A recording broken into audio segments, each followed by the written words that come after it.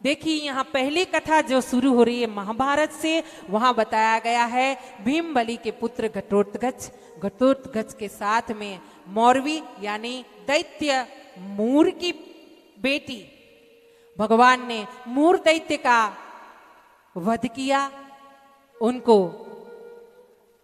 गति दी, अपने आप में ज्योति को विलीन किया मूर दैत्य की, और उसी के कारण भगवान श्री कृष्ण का एक नाम पड़ा मुरारी। बोलिए बांके बिहारी लाल की जय। अपने अपने माता पिता की जय। देखिए कहीं भी बैठे रहो, कहीं भी जाओ, अपने माँ बाप पे इतना गर्व करो, भगवान पे करो ना करो, लेकिन अपने माँ बाप की बात आए ना सीना तान के खड़े हो जाओ, है ना। जिन्होंने जन्म दिया, जितना बड़ा किया, यहाँ बैठने के काबिल बनाया, ये कथा ये भजन हजम करने के लायक बनाया, ये समाज में दो लोग हाथ जोड़ के आपको बोले जय श्री श्याम, किसने लायक बनाया? माँ बाप ने, वरना अपनी कोई औकात है क्या? कुछ नहीं है। हाँ, तो इसीलिए जब भी जयकार लगाए ना माँ बाप का एक जयकार, कहीं भी जाओ आज से याद कर लो, भगवान इष्ट देव का लगाओ जयकार, उसके बाद एक जयकार अपने अपने माता पिता का। मैं तो कहूँ अपने अपने माँ बाप का नाम लेके, माता राम का पिता नाम का नाम लेकर के भी लगा लो जयकार।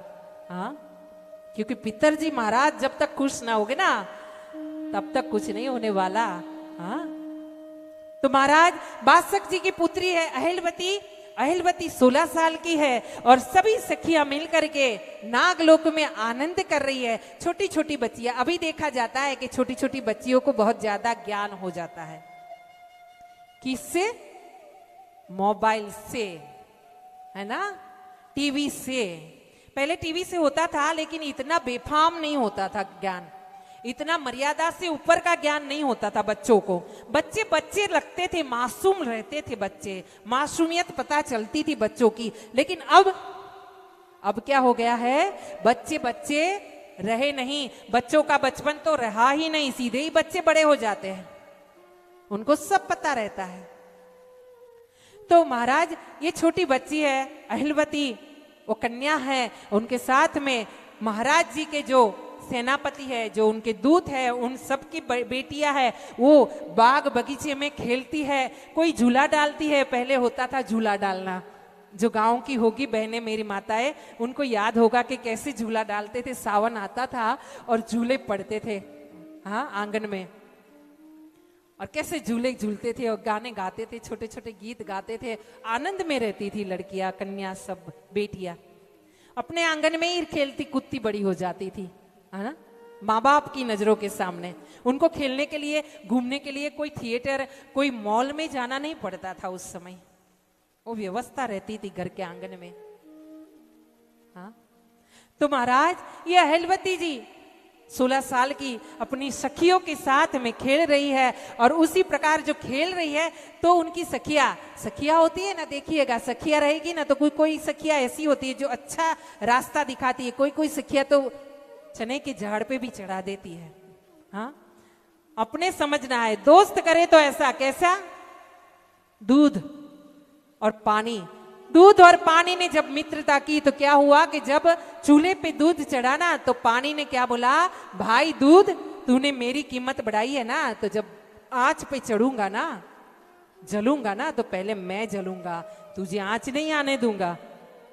हाँ, इस प्रकार हो गया ये दोस्ती नहीं कि हम गलत रास्ते पे जाना चाहते हैं, हमारा कोई स्वार्थ है। सुनिएगा कान खोल करके, दोस्ती के मायने क्या है। दोस्ती, फ्रेंडशिप, हाँ, सखी सहेली, यहां तो फेसबुक पे फ्रेंडशिप हो जाती है और सब बोलने लगते हैं मैं तो आपकी फ्रेंड हूं। या तो अभी एक नया देखने को मिला है, हमको भी देखने मिला है, आपको भी देखने को मिला है, वो कथा से ज्यादा जरूरी है इसलिए बता रही हूं। फेसबुक की फ्रेंडशिप के उलझन में, उसके क्या बोलते हैं वो बात में मत आना। बहने, माताओं बहनों, हाथ जोड़ती हूं, अगर कोई फेसबुक पे, हाँ फेसबुक यूज करो, व्हाट्सएप यूज करो, सब आनंद करो, उसका अच्छा उपयोग करो। आप सब गुणी हो, ज्ञानी हो, आपको ज्यादा बताने की जरूरत नहीं है। लेकिन अगर कोई कहता है ना मैं आपका फ्रेंड हूं, उसको बोलो पहले तू अपनी पत्नी का फ्रेंड बन, फिर मेरी मेरे पास फ्रेंड बनने आना, है ना। तो सखिया सब पूछने लगी है अहिलवती को कि आपके पिताजी तो सुबह सुबह निकल जाते हैं, कहीं दिखे नहीं है महाराज, तो कहाँ गए हैं अबाशक जी महाराज। अहिलवती कहती है कि मेरे पिताजी जो है ना, जब बेटी को पूछा जाए ना कहीं पर भी पिताजी के बारे में, छोटी बच्ची भी रहेगी ना तो उसको अगर पूछा जाए तेरे पापा के बारे में, वो पूरा निबंध बना देगी, पूरी बात बता देगी, मेरे पापा ऐसे, मेरे पापा वैसे, मेरे बाबूजी ऐसे, मेरे बाबूजी ऐसे, है ना। बेटी के दिल में ऐसा भाव रहता है। देखिए एक बेटी को ससुराल में शादी करके भेजा गया। अब शादी करके जब भेजा गया बेटी को, तो वहां पे वो बेटी अपने आंगन में बर्तन मांज रही थी तो उसको जल्दी खाना पकाना था, फटाफट से हाथ चल रहा था। जैसे ही एक बर्तन आया ना तो उसके हाथ धीरे धीरे चलने लगे, एकदम संभाल कर उसके हाथ चलने लगे। तब जाके उसकी सास ने बोला, क्यों बेटा बहुरानी, अभी तो तुम फटाक से बर्तन मांज रही थी, धड़ाधड़ से आवाज आ रही थी, बर्तन धो धो के फेंक रही थी, अब ये बर्तन जो आया है अब क्यों ढीली पड़ गई, क्या तुझे तो तकलीफ है, क्या तुझे बुखार चढ़ा है, कुछ शरीर में तकलीफ हुई है बेटा क्या। तब बेटी ने क्या कहा पता है, वो बहू ने क्या कहा, उसने अपने सर पे पल्लू को सवारा और धीरे से अपने पल्लू को सजाते हुए बोली, नहीं माता राम, सासू माँ, ये जो बर्तन है ना, ये बर्तन के ऊपर मेरे पिताजी का नाम लिखा है, मेरे बाबा का नाम लिखा है, मेरे पापा का नाम लिखा है, और मेरे पापा का नाम, उस पे कोई आंच ना आए, उस पे कोई कलंक ना रह जाए, उस पे कोई दाग ना रह जाए, इसलिए मैं इसे धीरे धीरे साफ करूंगी, हल्के से साफ करूंगी। ये होती है बेटियां, इसे कहते हैं बेटी। हाँ, जो ससुराल में रह के भी अपने बाप का नाम रोशन करती रहे हैं, उसे कहते हैं बेटी। उसे ससुराल में अपने पल्लू से जुड़ी हुई अपने ससुराल की इज्जत तो याद है, पर साथ में मीलों दूर उसका पिता बैठा है, उसकी इज्जत भी उसे परवाह है।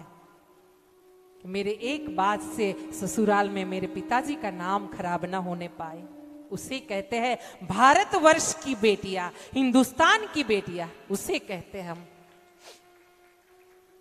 महाराज अहिलवती को जब बोला गया पिताजी कहाँ गए, तो अहिलवती ने सीधा शुरू किया, मेरे बाबा जो है ना, मेरे बाबा तो शिव जी के भगत है, और भोले भंडारी के जब भगत है ना, तो वो सुबह में उठते हैं और स्नान ध्यान करने के बाद सीधा ही शिव जी महाराज के वहां दरबार में वो प्रस्तुत हो जाते हैं, और वहां जाके बाबा के गले की शोभा बढ़ाते हैं और बाबा की सेवा करते हैं और माँ को आनंदित करते हैं, माँ भवानी को आनंदित करते हैं। तब अहिलवती की सब सखियों ने कहा, ये अजब बात सुनी आपकी कि आपके बाबा भोले भंडारी के दरबार में जाते हैं, लेकिन वहां जाते हैं रोज आनंद करते हैं, स्वर्ग से सुंदर कैलाश धाम है भोलेनाथ का, वहां माँ पार्वती के साथ में भोलेनाथ विराजते हैं और उनकी गोद में गणेश जी विराजते हैं, एक तरफ कार्तिकेय विराजते हैं, और वहां पे रोज बाशक जी जाते हैं, और आपको नहीं लेके जाते अहिलवती, तुमको क्यों नहीं लेकर के जाते दर्शन के लिए। अहिलवती बोलती है, अच्छा अब मैं बाबा को बोलूंगी मुझे भी वहां दर्शन करने के लिए लेकर के जाए। हाँ, और उसी समय अहिला ने सोचा है कि मैं बाबा को आवाज लगाऊं कि बाबा आप कहाँ हो, मुझे भी ले चलो कैलाशपति का ध्यान धराने के लिए, बाबा आप मुझे भी ले चलो भगवान का दर्शन करने के लिए। और बाबा के दर्शन के लिए जब अहिलवती आगे बढ़ेगी, तो अहिलवती के साथ हम सब भी बाबा के चरणों में नमस्कार करते हुए शिव बाबा के चरणों में जाएंगे। लेकिन उससे पहले एक छोटा सा भजन, मेरी इच्छा है कि ये भजन गाना जरूरी है।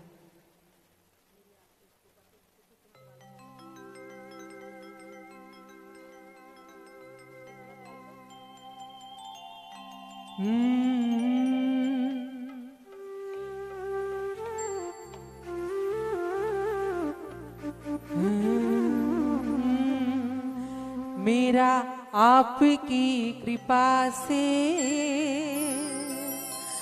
सब काम हो रहा है।